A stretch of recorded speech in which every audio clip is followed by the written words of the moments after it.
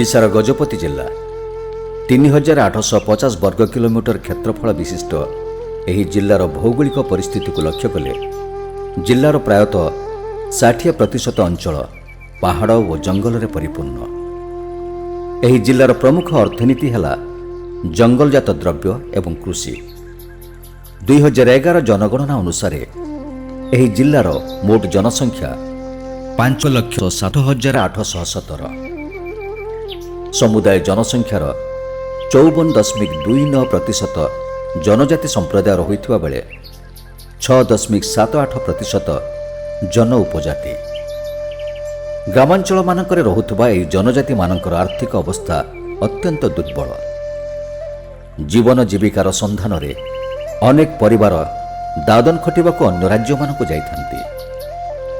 सेमानकर आर्थिक अवस्थार परिवर्तन आनी सेमानक मुख्य स्रोत रे शामिल करिबा पई स्वेच्छासेवी अनुष्ठान सीसीडी तरफरु आंतर्जातिक संस्था कार्ल कुबेर स्टीवस्ट्रंग सहभागितार आरंभ कराई एक कार्यक्रम improvement of livelihood of disadvantage indigenous communities through climate smart agriculture in rural Gajapati district. Gajapati जिलार तरंगड़ा पंचायतर 6टी ग्राम एवं काशीनगर ब्लॉकर पारबोड़ा पंचायतर 7टी ग्रामर 923 आदिवासी परिवार एही योजना रे शामिल होइछंती। आम चाहूँ लोकंर जीविका केमिति उन्नति बीएमजेड रु केकेएस रु सपोर्ट द्वारा आम ये कार्यक्रम आरंभ करूँ। टार्गेट 4 वर्ष भितर पूरा जीविका डबल केमती हो पार। अपार्ट फ्रॉम दिस आम इंक्लूजन गवर्नमेंट सहित मोबिलाइज करके गवर्नमेंट प्रोग्राम्स वेरियस प्रोग्राम्स केमिति आनिबा। कार्यक्रम आरंभ हेबा पूर्वरु सीसीडी रो स्वेच्छासेवी मानक द्वारा एक सर्वेक्षण करा जायतिला।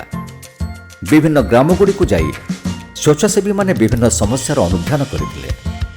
जो प्रोजेक्ट आमे आरंभ करू ता पूर्वरु आमे गाँ रो स्थितिटा आमे जानिबा पई आमे सर्वे करू। जता सेठी पशुधन केते अछि तापरे तांके पनीपरिबा चाष करूछंती ना नाही तांके केमिति दिन को केते तर खाउछंती सर्वे रे आमे करि थाउ। कार्यक्रम आरंभ रे पदक्षेप थिला विभिन्न ग्रामगुड़िकरे गोष्ठी गठन करी स्वेच्छासेवी माने कार्यक्रमर कार्यकारिता परिचालना एवं उपकारिता विषय लोकमानक सचेतन करथिले। तदनुसार अनेक स्वयं सहायक मानक द्वारा गोष्ठी गठन करा जाई निजस्व समस्या गुड़िकर समाधान पई सचेतन करा जायतिला। राजू सर हमको कहला आपण माने तो बाहर ऋण आनिकी कष्ट पड़ुचे निजे आपण माने ग्रुप करिकी पैसा संचय करिकी बैंक रे ये करिकी आप निज टंका ऋण नहीं कि कम सुदरे दिज्व सेमती कहबार आम एमती कलु सतरे आम भलरे अच्छे एबे। परवर्ती पर्यायर ग्राम्य उन्नयन कमिटी सब गठन करा। एही कमिटी निज ग्राम रे थिबा गरीब निराश्रय तथा भिन्नक्षम मानक हिताधिकारी भाव में चयन करी तार तालिका सीसीडी पाखे उपस्थापित करथिले। सीसीडी तरफ बीडीसी हमर कमिटी गठन होइतिला। आम गाँव एमती गोटे परिवार अच्छा बहुत गरीब लोक मैंने से जमी बाड़ किसी ना साहय दिया नाम भी आम तालिका कर लेखा हो। सीसीडी तरफ भूमि उन्नयन करा जाई चिरंतन कृषि उपरे पदक्षेप नियागला। सेमानक विभिन्न आधुनिक कृषि यंत्रपाति सब जोगई दिया सेगुड़िक किपरि व्यवहार करा जिवो से विषय में सीसीडी स्वेच्छासेवी माने लोकमानक तालीम प्रदान करुछन्ति। हिताधिकारी माने सेगुड़िक किपरि व्यवहार करुछन्ति ताहा मध्य स्वेच्छासेवी माने अनुध्यान करुछन्ति। ଏହା ଛଡ଼ା ହିତାଧିକାରୀ ମାନଙ୍କୁ विभिन्न स्थान को एक्सपोजर भिजिट नेवा फल हिताधिकारी मानकर ज्ञान वृद्धि सहित कृषिभित्तिक उत्पादन वृद्धि उद्यम चालू रही। पानी ड्रम द्वारा जलसेचन सुविधा करा जाई पनीपरिबा उत्पादन वृद्धि प्रोत्साहन दिगला। अव्यवहृत पड़िया जमी को समतल करा जाई चाष जमी परिणत करा। जमी भितर फार्म बंद आउ ट्रेंच सब निर्माण करा। फलस्वरूप वर्षा जल संरक्षण एवं माटीर उत्तम व्यवहार करा जाई पारिबा। हिताधिकारी मानकर प्रिय कंदा जातीय फसल एही माटी बंध गुड़िक रोपण करा।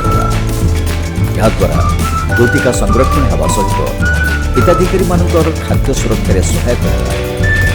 एक्चुअली ये फील्ड हमें water conservation and soil erosion check करने कराई जो द्वारा कि ग्राउंड वाटर लेवल इनक्रीज होगा सहित मॉइस्चर भी इनक्रीज हो लैंड जो द्वारा कि भल फसल हवा सहित लैंड भी लेवल हो पार जो द्वारा कि फ्यूचर से अन्य क्रॉप भी कर ସେହିପରି ପାହାଡ଼ର ତଳ ଅଂଶରେ ପଥର ବନ୍ଧ ସବୁ ନିର୍ମାଣ କରାଯାଉଛି। ଏହା ମଧ୍ୟ ଭୂତଳ ଜଳ ବୃଦ୍ଧିରେ ସହାୟକ ହେବା ସହିତ ମୃତ୍ତିକା କ୍ଷୟକୁ ରୋକିପାରିବ। ଏହି ବନ୍ଧ କରିବା ଦ୍ୱାରା ପାଣି ବି ରହିବ ଏବଂ ମାଟି କ୍ଷୟ ହେବ ନାହିଁ। ପାଣି ମାଟି ତଳକୁ ବେଦିବ ଏବଂ ଗଛ ବି ଭଲ ବଢ଼ିବ। ଗଛ ଭଲ ବଢ଼ିଲେ ଭଲ ଫଳ ଦେବ ଏବଂ ସେଥିମଧ୍ୟରୁ ଆମେ ଉପକୃତ ହେବୁ। ସିସିଡି ପକ୍ଷରୁ ଅନ୍ୟ ଏକ ଉଦ୍ୟମ ହେଲା ସରକାରୀ ସହାୟତାରେ ବିଭିନ୍ନ ସ୍ଥାନମାନଙ୍କରେ ସବ୍ପିଟ୍ ନିର୍ମାଣ। ଏହାଦ୍ୱାରା ଦୈନନ୍ଦିନ ବ୍ୟବହୃତ ହେଉଥିବା ପାଣି ମଧ୍ୟ ଭୂତଳ ଜଳ ଭାବରେ ସଂରକ୍ଷିତ ହୋଇପାରୁଛି। ଏହିସବୁ କାର୍ଯ୍ୟକ୍ରମର ସଫଳତା ଧୀରେ ଧୀରେ ପରିଲକ୍ଷିତ ହେଉଛି। ଚଳିତ ବର୍ଷ କୁରୁଣ୍ଡାଗୁଡ଼ା ଗ୍ରାମର 37 ଜଣ କ୍ଷୁଦ୍ର ଚାଷୀଙ୍କର 19.5 ଏକର ପତିତ ଜମିକୁ ଚାଷ ଜମିରେ ପରିଣତ କରାଯାଇପାରିଛି। सुड़ रान खोले असर खना साकोले खुनी सिसिड़ी सरंग सनले आगाइलाई गायंग गाइल नमा मिनम कनले रोगोना बिलाई कुनु बेंडी नागुलाई थाम जसवान्यांग लाई बेंडी ओके वा बना जोमलाई। ଚାଷ ଜମିକୁ ପରିବର୍ତ୍ତନ କଲା ପରେ ସିସିଡି ତରଫରୁ ସେହି ଜମିରେ ବୃକ୍ଷରୋପଣ ପାଇଁ ବିଭିନ୍ନ ପ୍ରକାରର ସ୍ଥାୟୀ ବୃକ୍ଷ ଯୋଗାଇ ଦିଆଯାଇଛି। ଏହି ବୃକ୍ଷଗୁଡ଼ିକରୁ ହିତାଧିକାରୀମାନେ ଦୀର୍ଘମିଆଦୀ ସୂତ୍ରରେ ରୋଜଗାର କରିପାରିବେ। ଏହାଛଡ଼ା ସେହି ଜମିରେ ଧାନ ସହିତ ବିଭିନ୍ନ ପ୍ରକାରର ଫସଲ ଚାଷ କରାଯାଇଛି। ଟୋଟାଲ କିଛି ହେଇନଥିଲା ବହୁ ବର୍ଷ ଧରି ବଟ୍ ବର୍ତ୍ତମାନ କେକେଏସ୍ ସିସିଡି ପ୍ରୋଜେକ୍ଟ ସହାୟତାରେ ଆମେ ଜମି ସମତଳ କରିଛୁ। ବର୍ତ୍ତମାନ ରହିଛି ଧାନ ଚିନାବାଦାମ ତା ସହିତ ପ୍ଲାଣ୍ଟେସନ୍ ବି ହେଇଛି ନଡ଼ିଆ ଆଉ ପଣସ ଆମ୍ବ ଗଛ ତା ସହିତ ଇଡ଼ରେ ବି କାନ୍ଦୁଲ ଗଛ ତା ସହିତ ଡାଲି ଜାତୀୟ ମୁଗ ବିରି ବି ହେଇଛି। 20 ସେଣ୍ଟ ଜାଗାରେ ମାଣ୍ଡିଆ ରୁଆ ହେଇଛି। ତା ଏ ବର୍ଷ ଫାଷ୍ଟ କ୍ରପ୍ ଯୋଗୁଁ 72 କେଜି ମିଳିଛି। ବିଭିନ୍ନ ଅବ୍ୟବହୃତ ଜମିରୁ ହିତାଧିକାରୀମାନେ ବିଭିନ୍ନ ଫସଲ ଚାଷ କରିପାରିଛନ୍ତି। ସିସିଡି ସରଙ୍ଗ ଟ୍ରେନିଂ ଟ୍ରେନିଂ ସରଙ୍ଗ ଆୟରନାଇ ଅରନରେ ସଂତାନ ପିଲା ସଂତାନ ପିଲା ଗାଈ ଗାଇଲେ ତ ସଂତାନ ପିଲା ଆଗୁলাই ଗଙ୍ଗୁଲେ aku bana tanglay rantangan tanglay kun lolodi nagulay olodi gongule kun amin lay lakan andai lay lay regaman airtai yag terung tera mang anu bana ta artai anu bana terre ajona ta artai ajona terre asir bag ter yag terdelen no bigla regamirre ametai। ଦହଜଙ୍ଗ ଗ୍ରାମର ଆନ୍ଦ୍ରିୟ ଗମାଙ୍ଗ ଅନ୍ୟ ଜଣେ ସଫଳ ଚାଷୀ। ପାହାଡ଼ ତଳେ ରହିଥିବା ଏକ ସ୍ଥାନକୁ କୃଷି କ୍ଷେତ୍ରରେ ପରିଣତ କରି ସେ ସେଥିରେ ଧାନ ଚାଷ କରୁଛନ୍ତି। ସେ ଗୋଟିଏ ପୋଖରୀ ଖୋଳି ତାର ପାର୍ଶ୍ୱବର୍ତ୍ତୀ ଅଞ୍ଚଳରେ ବିଭିନ୍ନ ପ୍ରକାରର ଗଛ ଲଗାଇ ପାରିଛନ୍ତି। kan jagan apa langka dai pa langka wale tendo man kanreng de kule do kan jagan langka jat de kule do kan CCD maranja su sanaya man ati lele nan jabate kan jagan alen asallai barokai kun taran janang sanalan dele yate game kan jaga le no kai duban jalem larat titai kan apsele suyum gal sayam lemba। CCD ତରଫରୁ ହିତାଧିକାରୀମାନଙ୍କୁ ପୁଷ୍ଟିକର ଖାଦ୍ୟ ଦେବା ତଥା ଅତିରିକ୍ତ ଆୟ ପାଇଁ ପନିପରିବା ଚାଷକୁ ପ୍ରୋତ୍ସାହନ ଦିଆଯାଉଛି। ଏହି ପନିପରିବା ଚାଷ ପାଇଁ ହିତାଧିକାରୀମାନଙ୍କୁ ଉନ୍ନତ ସ୍ୱଦେଶୀ ବିହନ ସବୁ ଯୋଗାଇ ଦିଆଯାଇଛି। ଜଳସେଚନ ପାଇଁ ବୁନ୍ଦା ଜଳସେଚନ ପ୍ରଣାଳୀ ବିଷୟରେ ଶିକ୍ଷା ଦିଆଯାଇଛି।